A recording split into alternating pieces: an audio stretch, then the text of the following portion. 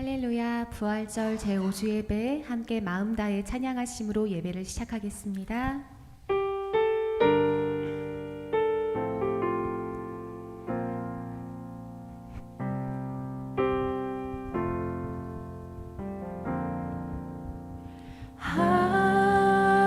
아버지, 날 붙들어 주소서. 주 품 안에 쉬게 하소서.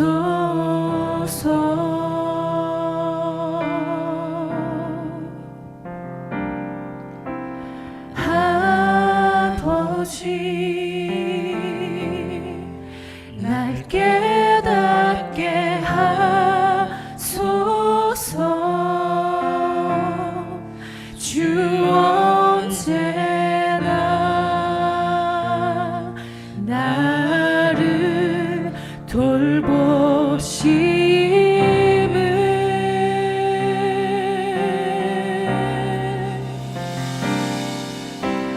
내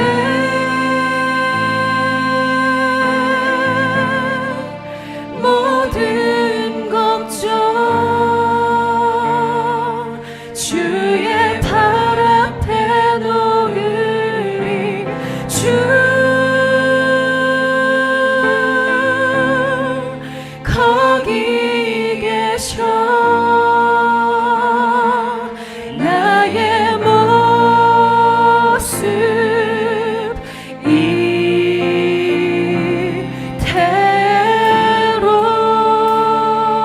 나를 사랑하시는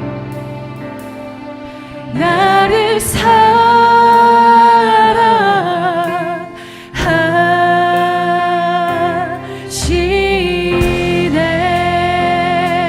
아버지 날 붙들어 주시리. 아버지, 날 붙들어 주시리. 나 주의 것 그분의 자녀. 아버지 날 깨닫게 하시리. 아버지, 날 깨닫게 하시리. 주 나를 붙드시니 두려움 없네. 내 모든 염려, 내 모든 염려 주의 발 앞에 놓으리. 주 거기 계셔. 나의 모습 이대로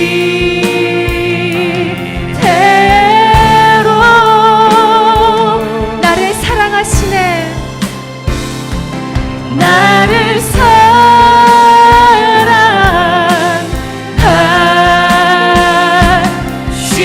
내 모든 걱정을 주님의 발 앞에 놓습니다. 내 모든 걱정,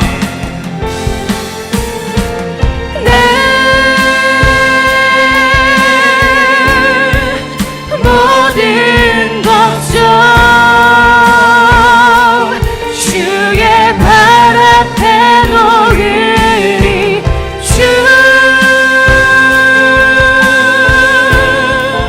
거기 계셔.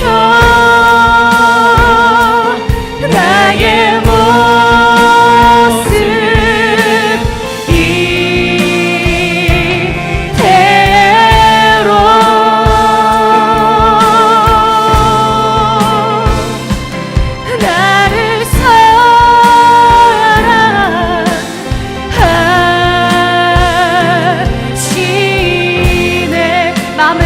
목소리로 고백합니다. 내 모든 염려, 내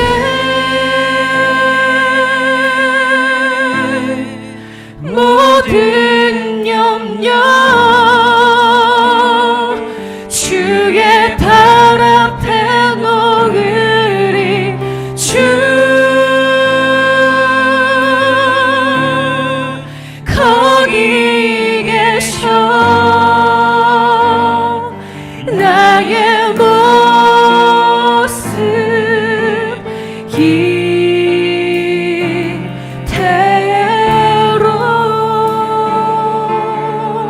나를 사랑하시는 나를 사랑하시네.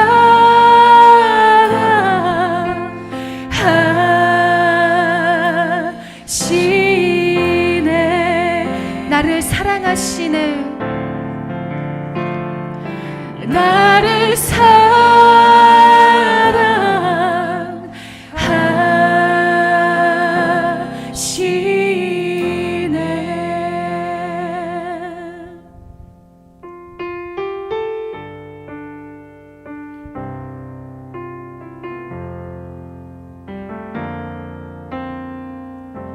참 고마운 친구 나의 예수님,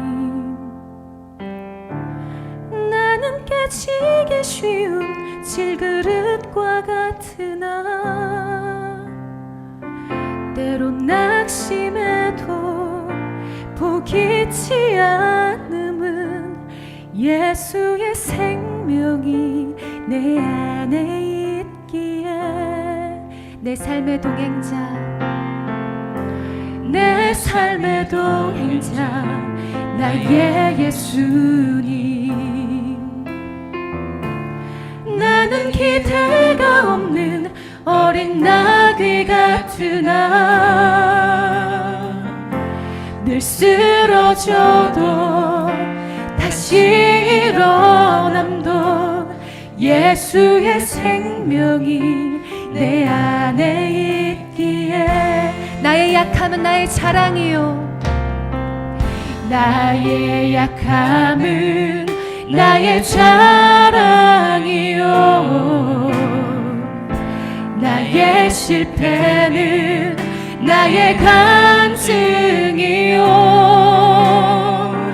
나의 아픔은 나의 영광이니 그 부르심 따라 내가 걸어갑니다. 다시 한번 고백합니다. 참 고마운 친구, 참 고마운 친구 나의 예수님, 나는 깨지기 쉬운 질그릇과 같으나 때론 낙심해도 포기치 않음은 예수의 생명이 내 안에 있기에 내 삶의 동행자, 내 삶의 동행자 나의 예수님, 나는 기대가 없는 어린 나귀 같으나 늘 쓰러져도 다시 일어남도 예수의 생명이 내 안에 있기에 나의 약함은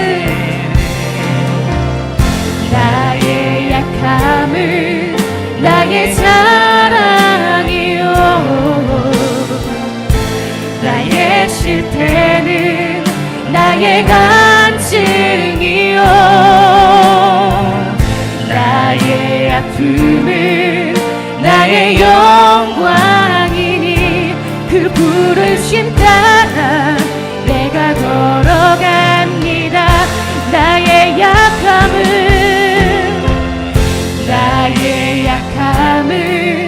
나의 자랑이요, 나의 실패는 나의 간증이요, 나의 아픔은 나의 영광이니 그 부르심 부르심 따라 내가 걸어갑니다. 나가 나 남은 나의 상급이요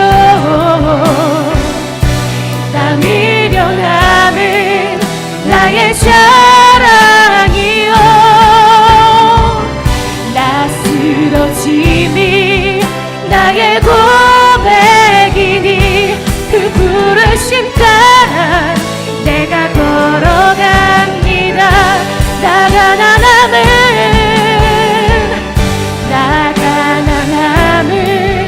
나의 상급이요 나 미련함은 나의 자랑이요 나 쓰러짐이 나의 고백이니 그 부르심 따라 내가 걸어갑니다. 다시 한번 나 가난함은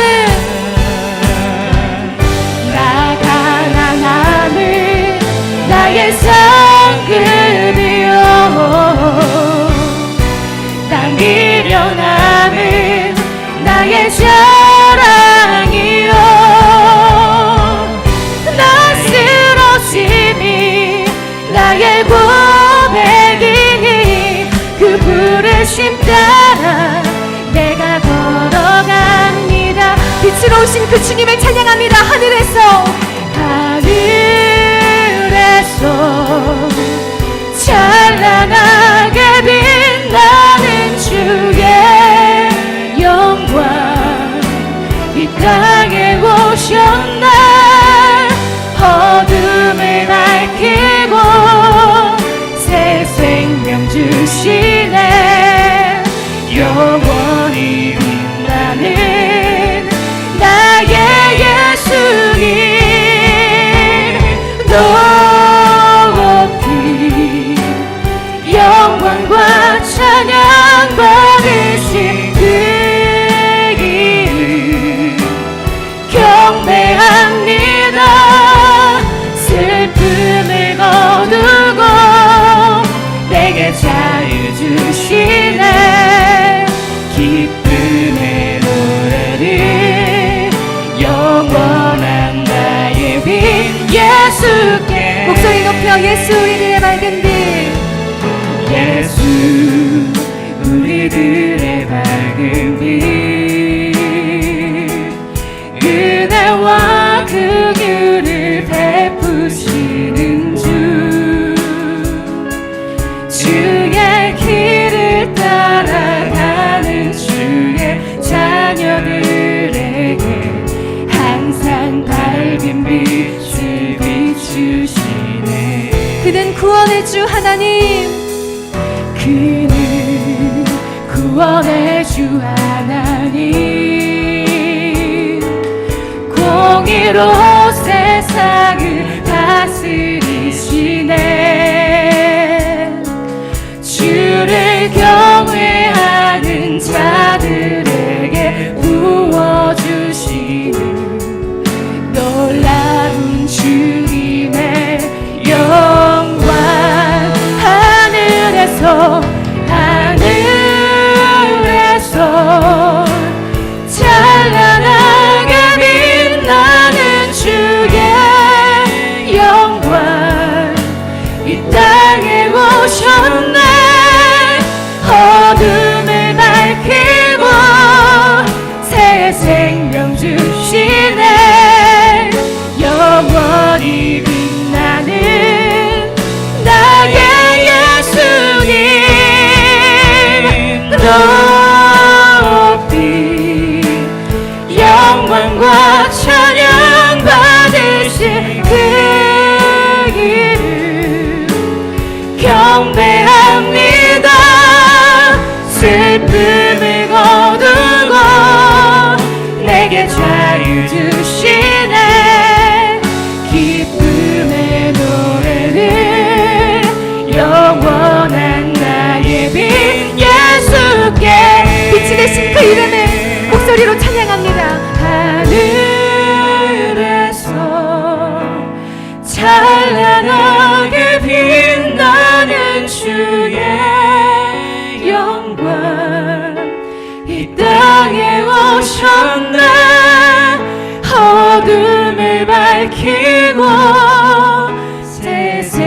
생명 주시네 영원히 빛나는 나의 예수님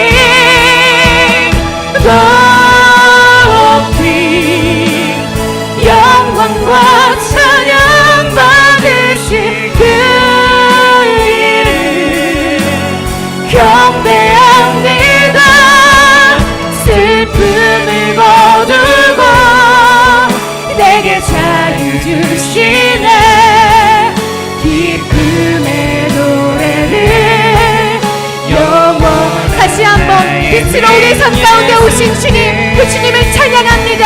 하늘에서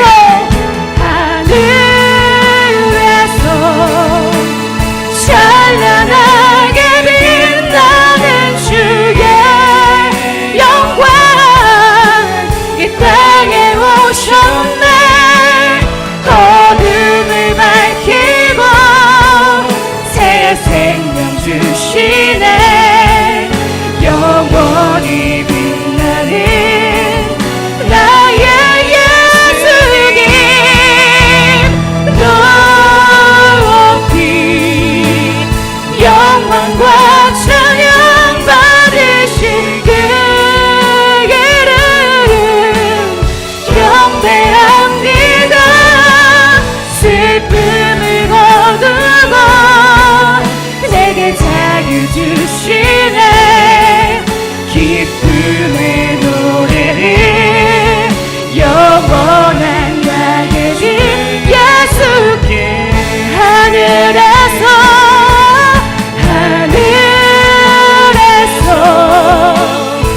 찬란하게 빛나는 주의 영광 이 땅에 오셨네 어둠을 밝히고 새 생명 주시네 영원히 빛나는 나의 예수님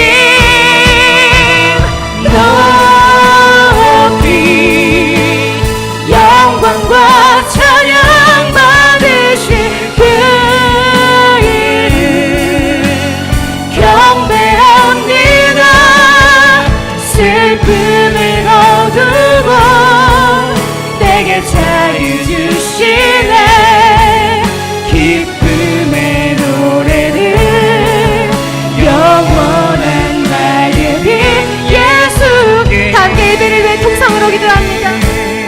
주님, 우리의 연약함과 우리 안에 있는 모든 걱정과 염려를 주님 발 앞에 내려놓게 하여 주시옵소서.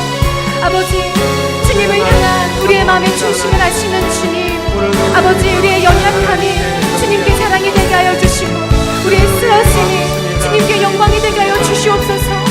오직 그 뜻신 주님 안에 우리가 날마다 평안을 얻으며 우리의 삶을 온전히 주님께 드리며 나가기 원합니다. 우리의 삶을 받아 주시옵소서. 그리고 하나님 온전한 말씀이 안에 살기 원합니다. 하나님 떠나지 않으시고 영원히 함께 하신다고 약속하셨습니다. 모든 것들을 충족시키시고 그 필요를 채우신다고 말씀하셨습니다.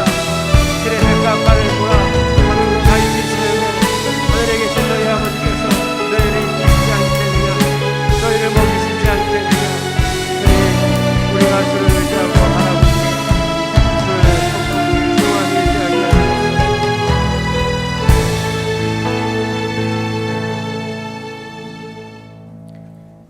왕이신 나의 하나님, 주님의 이름을 목소리 높여 찬양합니다.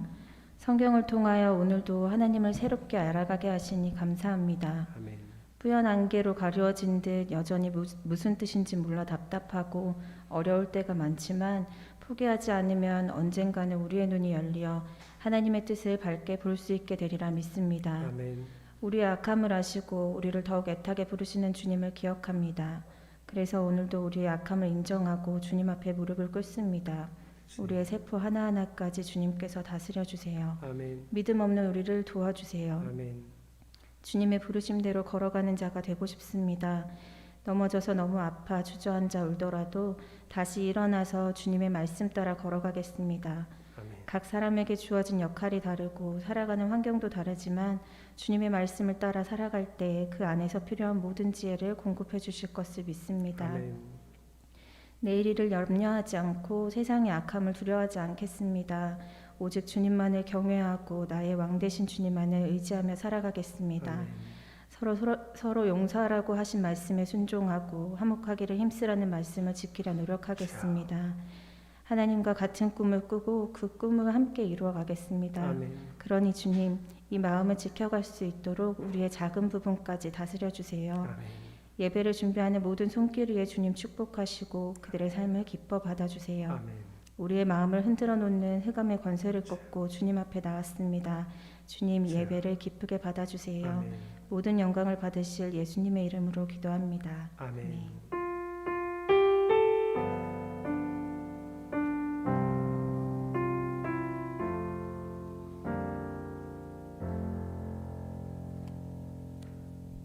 오늘 하나님의 말씀은 창세기 8장 20절에서 9장 17절까지입니다.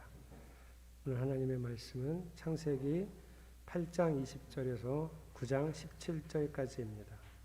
여러분들 눈으로 봉독하시기 바랍니다. 노아는 주님 앞에 제단을 쌓고 모든 정결한 집짐승과 정결한 새들 가운데서 제물을 골라서 제단 위에 번제물로 바쳤다. 주님께서 그 향기를 맡으시고서 마음속으로 다짐하셨다. 다시는 사람이 악하다고 하여서 땅을 저주하지는 않겠다. 사람은 어릴 때부터 그 마음의 생각이 악하기 마련이다.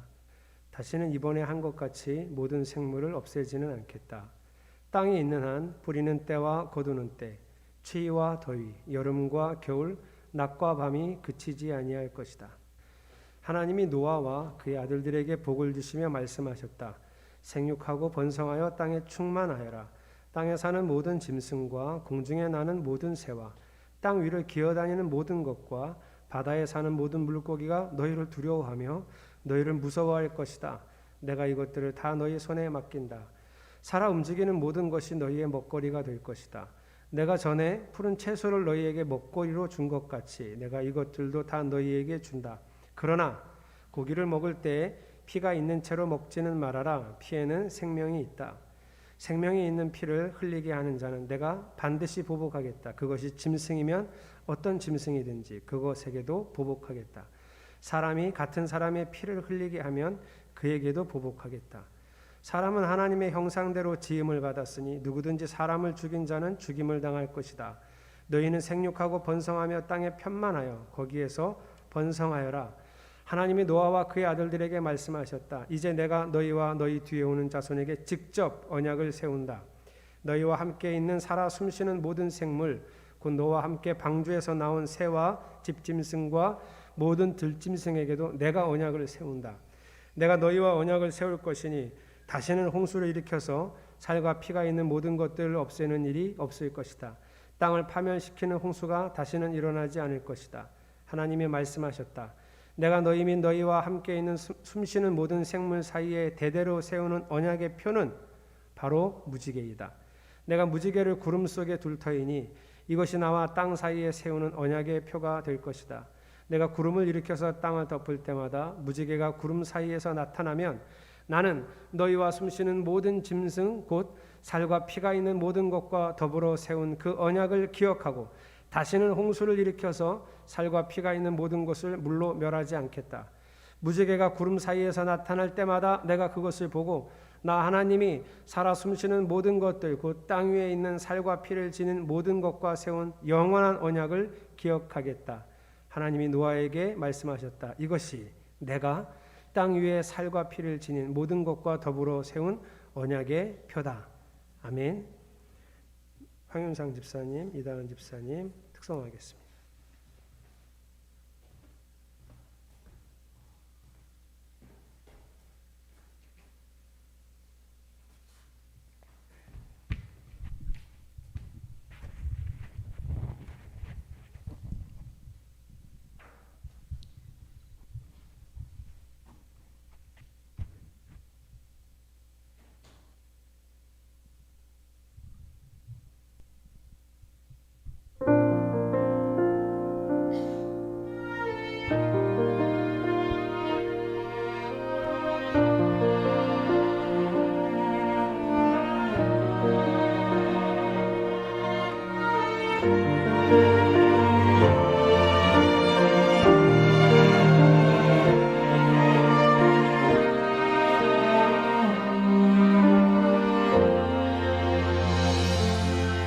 주님이 아이는 나의 것이 아닙니다.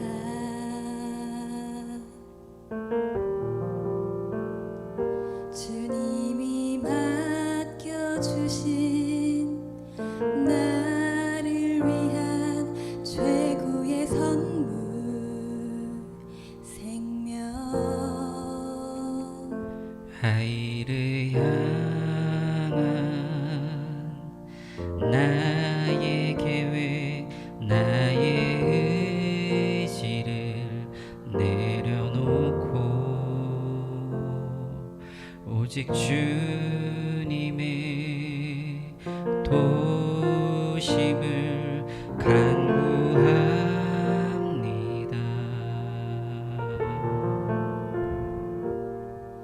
아이 도와주시는 주님의 손을, 아이를 안아주시는 주님의 팔을, 아이와 함께 걸으시는 주님의 발을 믿음으로 내가 볼 수 있도록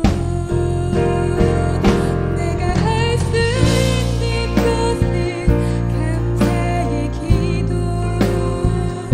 내가 할 수 있는 것은 믿음의 선포. 나보다 이 아이를 더 사랑하시는 주님을 신뢰합니다. 내가 할 수 있는 것은 감사의 기도, 내가 할 수 있는 것은 믿음의 선포. 나보다 이 아이를 더 사랑하시는 주님을 사랑합니다.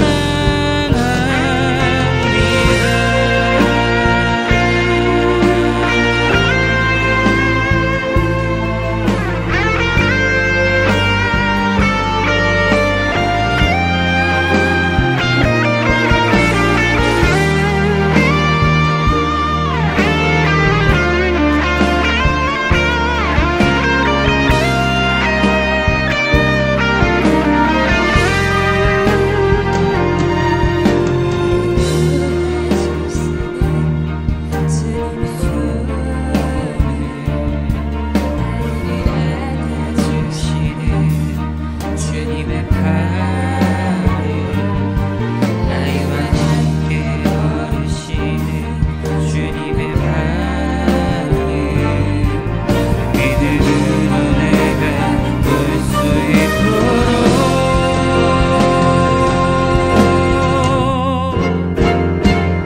내가 할 수 있는 것은 감사의 기도, 내가 할 수 있는 것은 믿음의 선포. 나보다 이 아이를 더 사랑하시는 주님을 신뢰합니다. 내가 할 수 있는 것은 감사의 기도, 내가 할 수 있는 것은 믿음의 선포. 나보다 이 아이를 더 사랑하시는 주님을 사랑합니다.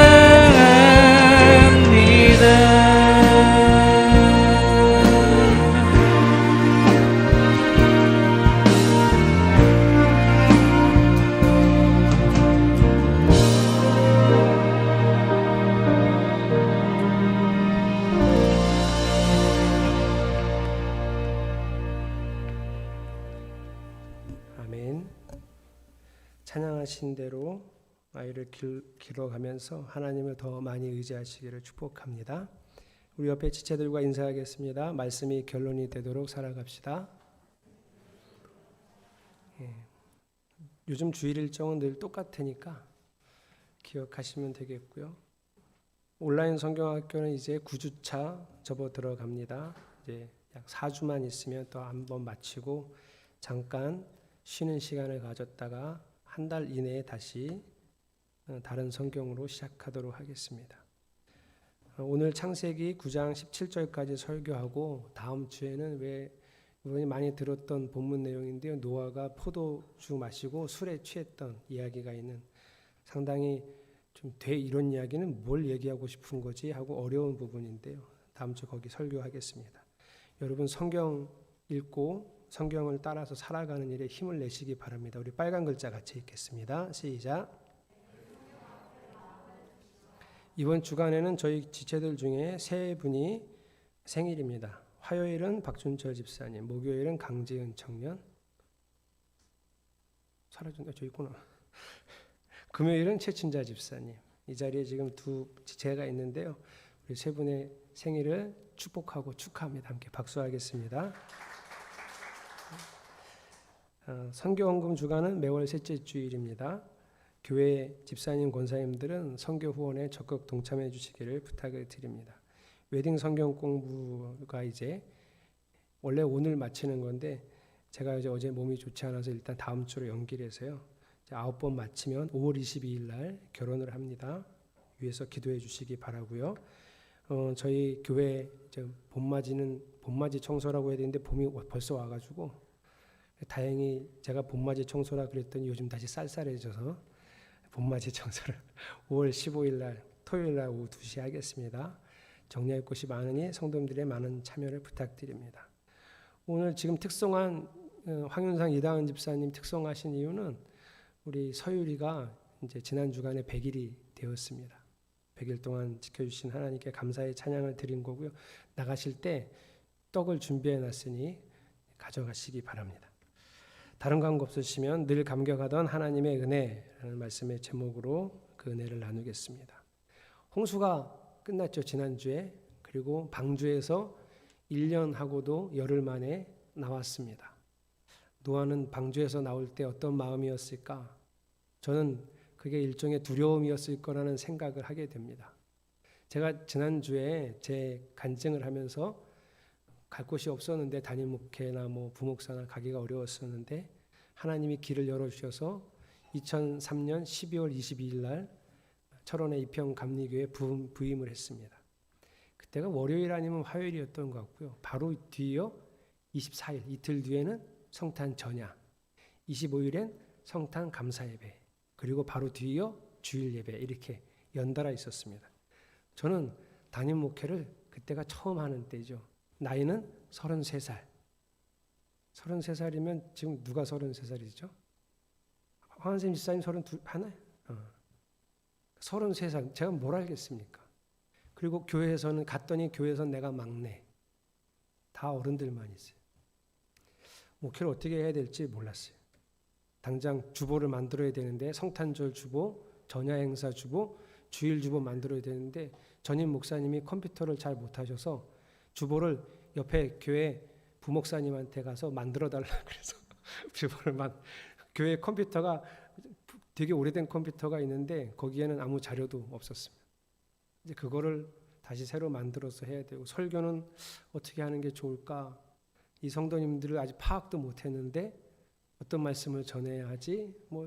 너무 정신이 없었어요. 그때 저도 두렵다. 막상 책임을 내가 져야 하니 어렵다. 이런 생각을 하면서 목회를 시작했습니다. 그렇게 두려워하는 노아에게 하나님이 9장 1절 이렇게 축복하셨어요. 같이 읽어볼까요? 시작. 하나님이 노아와 그의 아들들에게 복을 주시며 말씀하셨다. 생육하고 번성하여 땅에 충만하여라. 많이 들어본 얘기죠. 누가 들었냐면 아담을 처음 창조하시고 똑같이 말씀하셨어요. 생육하고 번성하여 땅에 충만하라. 그런데 제가 생각할 때 아담이 들었을 때의 느낌과 노아가 들었을 때의 느낌은 완전히 달랐을 것 같아요. 아담은 완벽한 환경을 다 조성해 놓으시고 아담한테 생육하고 번성하여 땅에 충만하라. 아담이 이렇게 보니까 그럴 수 있을 것 같았을 거예요. 그러면 되지 뭐. 이렇게 다 준비됐는데 생육하고 번성하여 충만하는 게 뭐가 어렵겠어. 이렇게 생각했을 것 같은데 노아는요. 노아는 홍수가 끝나고 땅에 발을 딛고 이 이야기를 들었을 때 혹시 마음속에 그걸 어떻게 하라고? 상황이 이런데 나보고 지금 생육하고 잘 먹고 잘 살다가 애들 잘 낳고 그리고 후손들이 많아지라고? 이런데 여기서 하라고? 이런 불가능하다는 말씀처럼 들렸을 수도 있어요. 노아가 발을 디딘 땅은 폐허와 같았으니까. 그래서 아마 제 생각에 노아가 그래서 방주에서 나오자마자 하나님께 번제를 드린 건 아니었을까. 너무 막막하고 두렵고 방주에서 나를 살려주신 하나님께 감사하긴 하지만 이제 어떻게 살아가지? 하나님 어떻게 살아야 하죠? 그래서 번제를 드린 게 아닐까. 하나님이 그 번제의 향기를 맡으시고 창세기 8장 21절 22절 이렇게 다짐하셨어요. 다시는 사람이 악하다고 하여서 땅을 저주하지는 않겠다. 사람은 어릴 때부터 그 마음의 생각이 악하기 마련이다. 다시는 이번에 한 것 같이 모든 생물을 없애지는 않겠다. 이 다짐 속에 들어있는 제 느낌, 하나님의 말씀을 보고 제 느낌이 하나님이 이제는 우리 한샘 집사님이 죄를 지면 예전에는 죄를 졌네. 그 죄값은 받고 살자.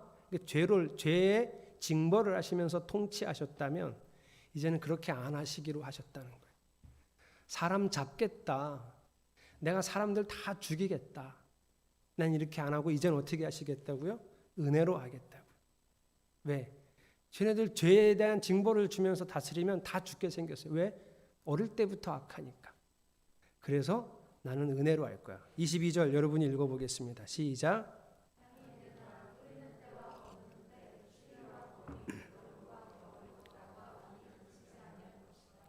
죄를 지면 죄값을 지불하게 하면 거두는 때 없애버리고 추위 더위 어느 날은 추위와 더위 계절을 주셨다가 어느 날은 계절을 없애버리고 낮과 밤을 흔들어 놓으시고 이렇게 징벌하셨다면 이제는 안 그러겠다는 거예요. 땅에 있는 한 영원히 그냥 내가 만든 이 자연의 법칙을 악인이 있어도 너무 악해도 내가 이 은혜를 베풀겠다는 거예요. 그래서 창세기 8장 후반부터 창세기 9장은 주제가 뭐냐면 하나님의 은혜예요. 니들이 아무리 죄를 져도 나는 사랑하고 나는 그 은혜를 변함없이 너희에게 주겠다. 이 고백이에요. 그런데 아무리 저는 생각해도 노아가 너무 힘들었을 것 같은 거예요. 방주에서 나왔을 때 너무 막막했을 것 같아요. 그래서 제 머릿속에 어떤 생각이 있었냐면 아담은 금수저고 노아는 흙수저다. 아담은 얼마나 좋았을까? 근데 노아는 얼마나 힘들었을까? 제가 이런 생각은 잠깐 하고 있었는데 그 당시 읽었던 책 한 4주 됐는데요. 이 본문 한참 지나가면서 주석 읽고 이러다가 오인숙 목사가 쓴 지저스 스푼이라는 책을 잠깐 봤는데요. 왜 지저스 스푼이라는 책 제목을 붙이고 책을 쓰게 됐는지의 배경 설명이 하나 있어요. 그게 뭐냐면 알고 지내던 권사님이 아들이 결혼을 해서 결혼식에 참여하고 예식이 끝나고 이제 식사를 하는데 그 아들 결혼시키는 권사님이 목사님이 오셨으니까 인사하러 온 거예요. 앉아갖고 식사하시면서 그동안 여러 가지 있었던 일을 이야기하는데 그중에 지금 오늘 결혼한 아들 이야기를 하나 하더래요. 생활고를 겪고 있어서 아들은 원래 더 공부하고 싶었는데 그냥 공부를 포기하고 취직을 하고 그랬던 거죠. 그게 이 권사님 마음에 늘 걸려 있었는데 어느 날 휴일에 모자가 둘이 나란히 소파에 앉아서 TV를 보는데 그 TV에 나왔던 토론인가 무슨 내용이 흙수저 금수저 이런 내용이었대요. 그래서 권사님이 아들을 보면서 우리 아들은 금수저는 아니고 동수저쯤 되려나? 이렇게 조금 미안한 마음에 얘기했더니 아들이 대뜸 어머니한테 어머니 팔을 이렇게 어깨로 이렇게 감싸면서 어머니를 확 잡아당기면서 권사님 정신 차리세요. 이렇게 얘기하시면서 나는 흙수저 아니고 동수저 아니고 지저스 스푼입니다. 이렇게 얘기해서 그 책 제목이 나왔다는 거예요. 목사님이 그 엄마의 얘기를 듣고 야 이거 우리 교회 청년들한테 얘기 좀 해줘야 되겠다. 그런데 청년들한테 얘기해줘야 될 게 아니라 지하철을 타고 집으로 오고 있는데 그 아들이 권사님한테 했던 얘기가 계속 머릿속에 있대요. 권사님 정신 차리세요. 이 얘기가. 목사님 정신 차리세요. 저도 그냥 앉아서 노아는 흙수저구나, 아담은 금수저구나 이런 얘기 생각하고 있었는데 저도 그 제목이요. 목사님 정신 차리세요.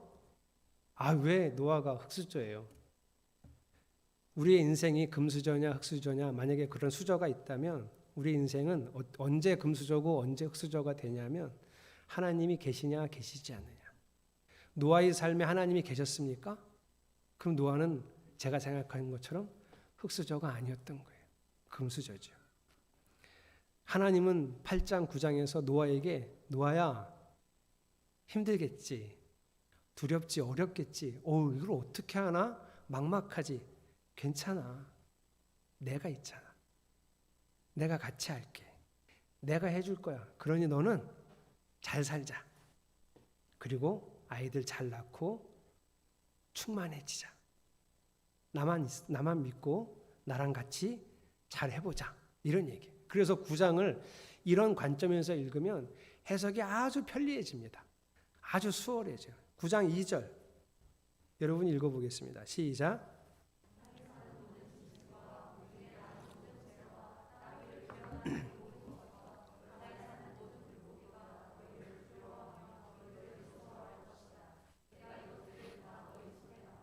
구장은 하나님의 은혜에 내가 너를 보호하고 내가 너를 지켜줄게, 이런 은혜의 얘기라 그랬죠. 2절이 어떻게 들리세요? 이제 그런 관점에서 보면 여러분 방주에서 나간 짐승 중에 사자는요, 코끼리는, 곰은, 호랑이는 맞닥뜨리면 여러분 어떨까요? 노아는 어떻게 살죠? 걔네들이 혹시 다가오면 노아는 어떻게 해야 되죠? 근데 하나님이 지금 뭐라 그러세요? 걱정 마. 걔네가 널 무서워하게 될 거야. 참 신기하죠, 여러분. 우리보다 등치도 크고 운동 능력도 대단한 동물들이 사람 보면 도망가는 게 참 희한해요. 그러니 여러분 이제 그만 도망가세요. 거미 보고 그렇게 도망가지 말고. 오늘도 일부 예배 때 저기서 거미가 나와서 PPT 하고 있는 남편을 불렀어요. 거미가 손톱만 했대요. 손톱만한 거미가 뭐가 무섭냐 그랬더니 다리를 펴면 엄청 크대요. 거미가 더 무서워해요, 집사님을. 우리 집에 바퀴벌레가 나왔어요. 바퀴벌레가 일본 바퀴벌레래요. 세스코에서 알려줬어요. 일본이래요. 외부에서 들어온대요. 한 2마디, 손가락 2마디 정도 될 정도로 컸습니다. 제가 어느 지역에 잠깐 그 집회를 하러 갔다가 왔더니 저희 집 싱크대에 상자, 종이 상자가 하나 이렇게 있고요. 종이 상자 위에 책이 4권이 이렇게 있어요. 그래서 저거 먹을 건가? 왜 먹을 걸 책으로 눌러놨지? 그랬더니 저 없는데 그 바퀴벌레를 어떻게 할 수가 없어서 한 사람은 얼른 그 상자로 누르고 그 상자를 사모님이 책으로 누르고, 그것도 누가 상자로 덮을 것인가 갖고 싸웠대요. 네. 책이 낫다 이거죠. 그래서 그때 우리 조카가 저희 집에 있으면 조카가 상자로 덮고 사모님이 책으로 누르고, 그러니까 제가 오니까 빨리 저거를 잡아달래요. 그래서 제가 상자를 이렇게 수지로 들고 얼른 누르려고 했더니 애는 벌써 죽었어. 질식해서 죽었는지 말라 죽었는지 죽었어요. 크긴 크더라고요. 제가 그때도 그랬어요. 여보, 제가 당신을 더 무서워해. 여보, 제 입장에서 생각해봐. 정말 이따만한 사람이 채를 들고 왔다 갔다, 쟤는 얼마나 공포스러웠을까. 걔가 더 무서워요. 9장 2절 여러분 어떻게 읽으셔야 된다고요? 하나님이 사람을 보호하시는 거예요. 그러니까 얼마나 사람의 삶에 관심이 많으세요. 여러분은요? 똑같아요. 여러분이 노아예요. 하나님이 여러분의 삶을 보호하십니다. 하나님이 지금 그 약속을 하신 거예요. 자, 그런데 또 그거 그냥 보호의 위험으로부터의 보호뿐만 아니라 먹을 것도 좀 문제가 됐어요. 왜냐하면 홍수 이후라 당장 먹을 게 쉽지 않으니 이번에 3절, 4절 먹을 것 중에 처음으로 육식을 허락하셨어요. 이전에는 여러분, 노아 이전에는 육식의 허락이 안 됐습니다. 식물만 먹었거든요. 이제는 동물도 먹을 거로 주겠다는 거예요. 왜요? 먹거리를 풍성하게 생태계가 바뀌니까 영양소를 흡수할 수 있는 부분도 많이 달라졌겠죠. 그래서 육식을 주셨어요. 다만 4절 고기를 먹을 때 피가 있는 채로 먹지는 말아라. 피에는 생명이 있다. 이것은 저는 제사와 연관시킵니다. 그러니까 옛날에 노아 홍수 이후에 사람들은 제사를 하나님께 드릴 때만 그 제물로 썼던 짐승을 먹을 수 있게 하신 거예요. 영양을 위해서 육식을 허락하셨어요. 또 홍수 이전의 사람들은 자기가 원하는 대로 자기가 갖고 싶은 걸 갖기 위해서 사람이 사람을 죽이고 또 짐승도 갑자기 사람한테 대들어서 죽이고 이런 일이 있었단 말이죠. 그런 위협과 공포로부터 하나님이 또 지켜주시겠다. 그래서 5절, 6절 좀 해석이 어려워서 제가 이번엔 세 번역이 조금 잘못 해석해서 개역개정 옮겨놨는데요. 5절은 이런 뜻이에요.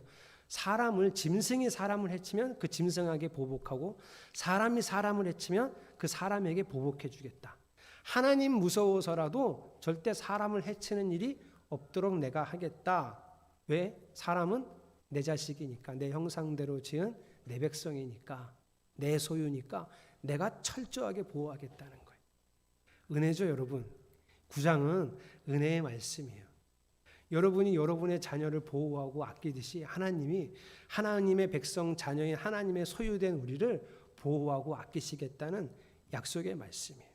그래서 7절 같이 읽을까요? 시작. 너희는 생육하고 번성하며 땅에 가득하여 그 중에서 번성하라 하셨더라. 처음에 1절은 듣고 아니 여기서 어떻게 하지? 어떻게 번성하지? 그런데 다시 7절 하나님의 이야기 은혜의 말씀을 듣고 났더니 할 수 있어. 하나님이 하신다고 하셨으니까. 여러분 하나님이 노아에게 하셨던 그 축복은 지금까지 흘러오고 있다는 것을 기억하시기를 축복합니다. 근데 한 가지 더 남았어요. 뭐가 남았냐면 이제 대기가 바뀌었고요. 흐름이 공기 순환이 바뀌어서 예전에는 와도 소량이나 오던 비가 노아 홍수 이후에는 홍수처럼 올 수도 있고요.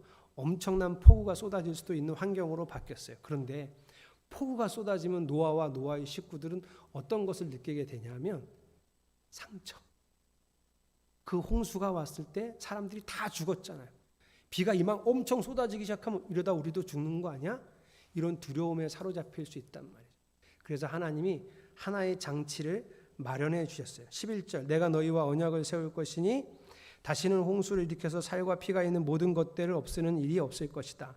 땅을 파멸시키는 홍수가 다시는 일어나지 않을 것이다. 하나님이 말씀하셨다. 내가 너희 및 너희와 함께 숨쉬는 모든 생물 사이에 대대로 세우는 언약의 표는 뭐라고요? 무지개다. 참 무지개 신기하죠. 무지개 언제 뜨죠? 비 올 때 뜨죠. 이게 참 하나님의 은혜예요. 무지개를 보면서 노아가 비가 엄청 쏟아지거나 이럴 때 그 시간이 지나고 그 이전에 무지개만 딱 보면 아 맞다. 하나님이 다시는 홍수를 일으키신다고는 하지 않으셨어. 절대로 물에 침몰돼서 죽는 일은 없을 거야. 이런 확신을 주셨다는 거예요. 상처를 회복시켜 주셨다는 거예요. 자 이제 노아는 어떻게 살면 되죠? 두려움을 없애고 자신 있게 살면 돼요. 그런데 그래도 얼마나 떨렸을까? 해보지 않은 걸 하는 일은 얼마나 어려운 일이었을까요? 아무도 없는데 내가 이제 삶을 개척해 나가야 되는 그런 상태가 되면 얼마나 힘들었을까? 또 반면에 너무 힘들고 너무 막막했는데 뭘 하나 하면 돼요. 얼마나 신났을까? 얼마나 신기했을까? 불이라는 걸 발견하고 그것으로 난방을 하고 음식을 먹고 보호를 받고 이런 일들은 얼마나 새로운 체험이었을까? 처음 맛보는 것들은 얼마나 신기했을까요? 저는 시시때때로 노아가 하나님께 제사를 드릴 때 이런 감격들이 들어있을 것이라고 생각을 해요. 우리 아이들이 이제 태어나서 자라고 제가 현이를 언젠간 빨리 먹이고 싶은데 이제 돌도 지났고 그래서 신비의 세계를 맛보게 해주고 싶어요. 베스킨 라빈스 초코 아이스크림. 이 초코 아이스크림을 현이의 입에 딱 넣어주면 분명히 나타난 현상이 있는데 일단 눈이 커집니다. 그리고 그 다음 주에 저를 보면 다가옵니다. 그래서 저는 초코 아이스크림을 사무실 냉장고에 넣어뒀다가 또 한 번 주면 되죠. 그러면 그 다음 주에는 저를 좋아하게 됩니다. 빨리 해주고 싶어요. 처음 맛보는 그 신비의 세계 얼마나 놀라울까요? 여러분이 좀 자라서 지금도 싫어하시는 분이 있겠지만 처음 맛보는 초밥의 세계, 그게 입맛에 안 맞을 때는 속으로 생각했죠. 도대체 이걸 왜 먹지? 왜 여기다가 이상한 걸 넣고 이상한 거 연두색 같은 걸 넣고 먹으면 코가 그냥 이걸 왜 먹지? 아이들이 그러잖아요. 근데 왜 언제부턴가 그게 좋아졌죠? 배고파. 그 초밥의 그 신비한 맛을 맛봤을 때, 처음 비행기를 탔을 때 막 올라가는 그 느낌, 내려오는 느낌, 비행기에서 주는 식사가 왜 한 번 더 안 줄까 뭐 이런 생각하면서, 대한항공의 땅콩은 얼마나 맛있는지 제가 이스라엘 가는 동안에 12번 달라 그랬습니다. 처음 경험하는 것들의 참 그 신기한 감정들, 또 꼭 처음은 아니어도 익숙하던 거였는데 못하게 되면 또 그게 그리워지죠. 우리 승현이가 지금 조금 9월이나 10월에 제대할 텐데요. 지금도 전화하면, 걔는 왜 꼭 우리가 저녁 먹을 때 전화를 할까요? 거의 매일 전화하는데 저녁 먹는 시간에 전화를 해요. 그리고 물어보지 말아야 될 걸 꼭 물어봐요. 뭐 먹어? 그래서 우리가 엄마가 차려준 음식 얘기를 뭐 먹고 그럼 먹고 싶다는 거예요. 그래서 핸드폰에다가 저장해놔요. 이렇게 휴가 나오면 먹을 음식을 저장해놔요. 그 중에 꼭 빠지지 않는 게 엄마가 만들어준 집밥. 아니 그렇게 해줘도 안 먹더만. 아니 그렇게 좀 걔도 진짜 입이 짧았거든요. 먹으라 그래도 잘 안 먹더만.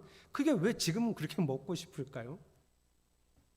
결혼을 이제 하는 청년이, 우리 5월 22일 날 김서연 청년이 결혼하는데, 결혼하고 신혼여행 갔다 와서 우리의 보금자리에서 같이 잠들고 같이 일어나고 같이 살아가는 그 일상들, 뭐 다른 집들하고 별반 다르지 않지만 결혼하고 처음 그 일주일, 2주일, 한 달 기억이나 나세요? 허정은 씨는 이제 기억도 안 나요. 하연이는 기억이 나야 되는데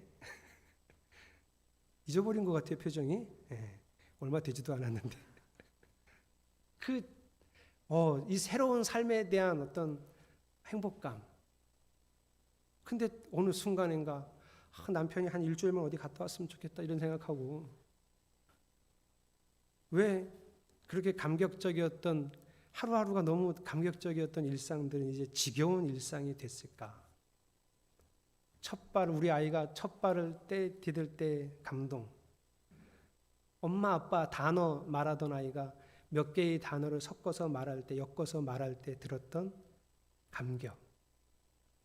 지금 서율이나 세아나 현이 같은 경우에는 잘 먹고 응가 잘하고 한 번씩 웃어주면 쟤는 할 일 다 한 거예요. 그렇게 좋을 수가 없어요. 그런데 지금 장동주 집사가 잘 먹고 응가 잘하고 한 번쯤 허진이 집사한테 웃어주면 욕을 먹을 수도 있어요. 야, 너는 밥만 먹고 똥만 싸냐? 이렇게 될 수도 있어요. 요즘 육아휴직 내고 집에 있거든요. 벌써 먹었을 수도 있어요, 욕을. 우리의 일상에 넘치던 감격과 감사와 그 평범한 일상에 주었던 행복들을 우리는 어디다 숨겨 놓았을까요? 노아는 그냥 제 상상 속에서 첫 번째 농사를 짓고 곡식을 떨어서 식구들과 같이 음식을 해 먹었을 때는 아마 울었을 수도 있겠다.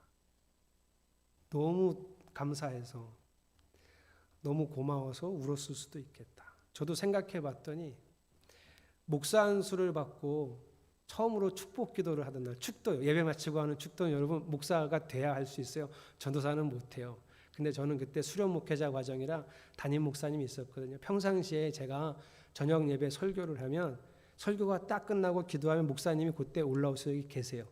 그리고 기도 마치면 목사님이 나오셔서 광고하고 축도를 하고 예배를 마쳐요. 제가 축도를 못하니까 제가 하면 뭘로 마쳐야 되냐면 주기도문이나 뭐 제기도로 마쳐야 되기 때문에 목사님이 오셔서, 근데 첫 번째 제가 목사 안수 받고 그해 주일 저녁 예배 때 목사님이 저녁 예배 설교를 하라고 말씀하시면서, 이용호 목사 이번 주는 축도도 목사님이 해? 그래서 네.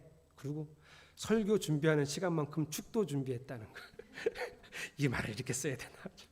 그리고 그 축도를 하는 날 얼마나 감격했는지. 성도들은 똑같았겠지만 나는 내가 하나님의 축복을 성도들에게 빌어줄 수 있다는 게 얼마나 좋았는지. 철원에서 담임 목사가 되어서 했던 첫 번째 설교는 지금도 다 생생히 기억합니다. 첫 번째 세례식. 34살에 했던 첫 번째 주례. 34살에 첫 주례를 했어요. 정말 하기 싫었어요. 근데 그 주례도 얼마나 감격적이었는지. 첫 번째 했던 성만찬. 일상에 넘치는 하나님의 은혜들, 그런 은혜들을 느낄 때마다 제가 하나님 앞에 찬양도 했죠. 한량없는 은혜, 갚을 길 없는 은혜, 내 삶을 애워싸는 하나님의 은혜, 내 삶을 애워싸는 하나님의 은혜. 지금 여러분에게도 있죠? 여러분의 삶을 애워싸는 하나님의 은혜. 아주 평범하고 아무것도 아닌 것 같았지만 그 은혜를 내가 느꼈을 때 또 찬양했죠. 은혜로다 주의 은혜, 한량없는 주의 은혜, 은혜로다 주의 은혜. 여기요. 변함없는 신실하신 주의 은혜. 사랑하는 성도 여러분, 그 은혜 다 어디로 갔습니까? 하나님이 사라지셨나요? 왜 우리에게 그 일상은 더 이상 은혜가 아니게 되었을까요? 결혼하기 전에는 결혼 얼마나 인생의 큰 문제였습니까? 결혼했는데 임신하기 전에는 임신 얼마나 큰 문제였죠? 출산 그리고 육아는요. 저기 지금 안에 있는데 이충훈 집사님 저기 있구나. 김도희 집사님이 아이를 낳던 날 제가 병원에 가겠다 그랬더니 사모님이 산모가 아이를 낳고 얼굴이 퉁퉁 부어있고 그런 모습을 목사님한테 보여주는 게 좋겠냐고, 가지 말라고, 생각해보라고, 당신 같으면 목사님한테 그런 거 보여주고 싶겠냐고. 제가 생각해보니까 아닌 것 같아서 안 가겠다고 했어요, 사모님한테. 그리고 사모님이 잠시 화장실에 간 틈을 타서 도망을 쳐서 제가 병원에 그래서 병원 가서 이충훈 집사님하고 기다렸습니다. 수술 중이었고요. 근데 수술 중에 좀 위험한 상황이 발생해서 못 봤어요. 꽤 오랜 시간 집사님하고 기다리다가 저는 집에 왔습니다. 사모님이 제발 집에 왔어요. 나중에 이제 이충훈 집사님이 잘 나았고 산모도 건강하다 얘기 듣고 제가 감사 기도를 드렸습니다. 결혼한 지 꽤 오랜 시간 만에 얻은 아들 현이 얼마나 감사했는지, 얼마나 감격적이었는지. 지금 안 보이는데 김도희 집사님 지금도 감격하며 육아를 잘하고 계시죠? 이 아이가 없었으면 우리는 지금도 얼마나 갈망하고 있었을까? 얼마나 좌절하고 있었을까? 근데 아이가 생겼어요. 우리 아이 어머니들 은혜로 육아하고 계시죠? 왜 아무도 아멘을 안 하지? 하나님이 정말 놀라운 선물을 우리에게 맡기셨어요. 감격적입니다. 왜 우리가 이 부분에 대해서 불평을 할까요? 일상만 그렇습니까? 십자가로 나를 구원하신 하나님의 은혜, 그 은혜를 내가 처음 알았던 날, 나 처음 믿은 그 시간, 귀하고 귀하다. 이 감격이 마땅히 지금도 여러분에게 있어야 하지 않겠습니까? 죽기까지 나를 사랑하신 하나님의 사랑이 그 무엇과도 비교할 수 없는 최상의 아름다움임을 우리가 노래해야 되지 않겠습니까? 사랑하는 성도 여러분, 이번 한 주간 하나님의 은혜에 매일 감사하고 감격하며 그 은혜를 찬양할 수 있는 한 주간이 되시기를 축복합니다.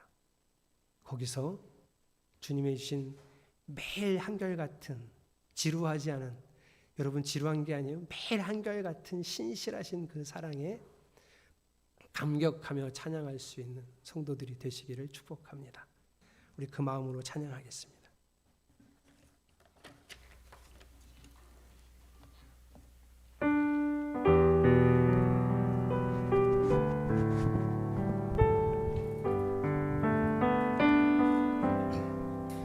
나 같은 죄인 살리신 주 은혜 놀라워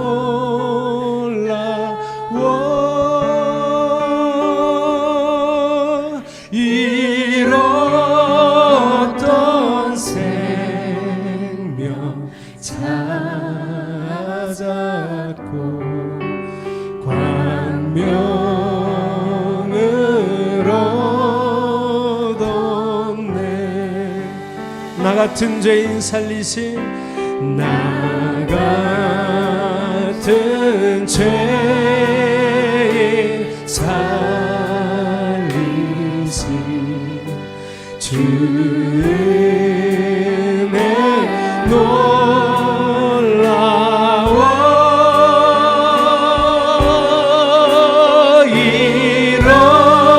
잃었던 생명 찾아. 할렐루야. 광명을 얻었네. 큰 죄악에서 건지신 주 은혜 고마워.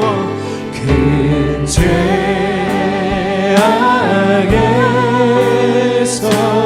건지신 주 은혜 고마워.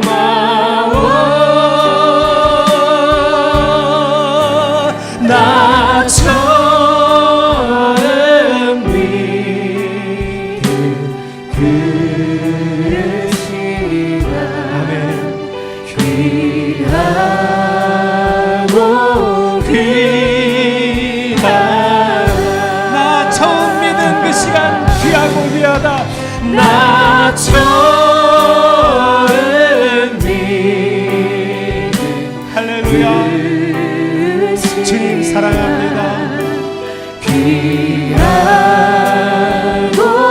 귀. 나 처음 믿은 그 시간 귀하다. 나 처음 믿은 그 시간 귀하고. 우리 다 목소리를 높여 찬양합시다. 나 처음 믿은 그 시간 나 처음 믿은 그 시간. 주님의 사랑을 찬양합니다. 주의 은혜에 감사합니다. 아름다우신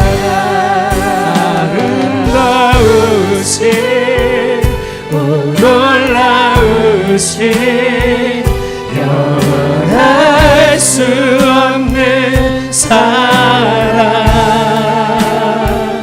오 위대하신 하나님의 사랑. 할렐루야. 영원히 찬양하니. 아름다우신 오 놀라우신 영원할 수 없는 사랑. 오 위대하신 하나님의 사랑. 아멘. 영원히 찬양 주와 같은 분은 없네. 이 세상 그 누구도 주와 같은 분은 없네. 주와 같은 분은 없네. 누구도 비길 수 없네. 아름다우신 오 놀라우신 영원할 수 없는 사랑 오 위대하신 하나님의 사랑 영원히 찬양하리.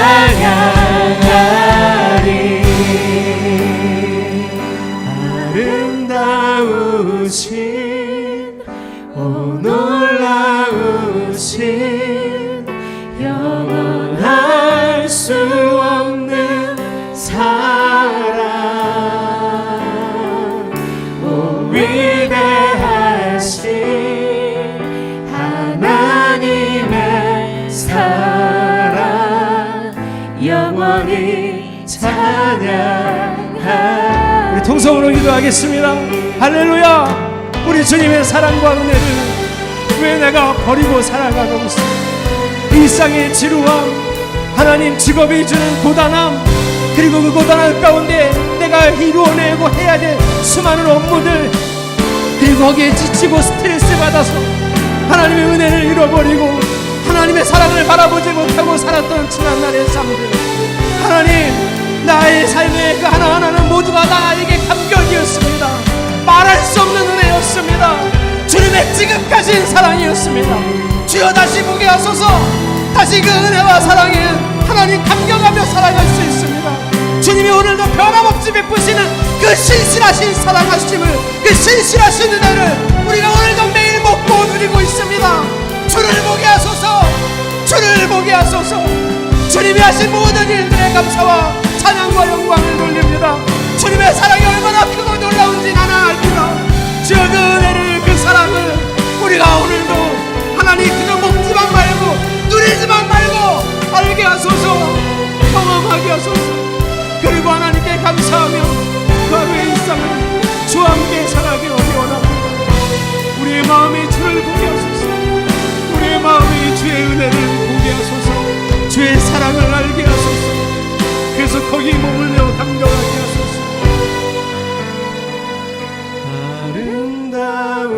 아름다우신 오 놀라우신 영원할 수 없는 사랑 오 위대하신 하나님의 사랑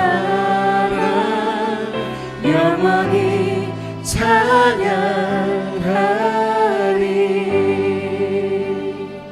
주님의 은혜, 주님의 사랑을 오늘도 바라봅니다. 이번 한 주간 더 주를 알게 하소서. 일상이 지루하지 않습니다. 하나님이 베풀어 주신 은혜가 날마다 넘칩니다. 감사하고 감격하며 알게 하시고 그 은혜 안에 살게 하소서. 우리에게 한결같이 변함없는 은혜를 베푸시는 예수님의 은혜로, 예수님의 이름으로 기도드렸습니다.